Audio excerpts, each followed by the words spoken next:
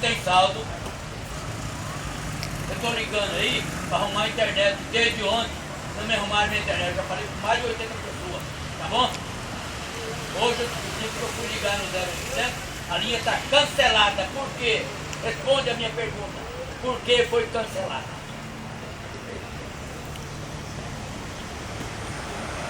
Não. Eu vou marcar o horário, vai tocar. Não quero que eu vou agora. Eu quero saber por que está cancelada, por que motivo e quem pediu para ser cancelada. Porque eu tenho o CPF, eu tenho o RG, eu tenho o endereço.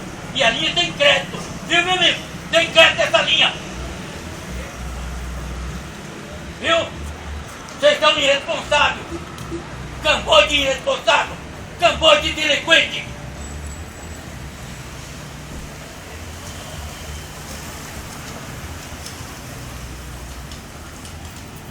É para manter cancelada, é para me processar vocês, trazer vocês para Tupã, você vai poder mexer com gente, viu?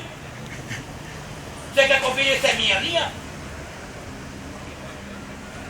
É, eu tô ligando aí, meu amigo, desde ontem, que eu paguei a internet dia 25, dia 27, eu fiz na internet. Então, ontem me cobraram de novo mais R$19,90. Não tem internet também.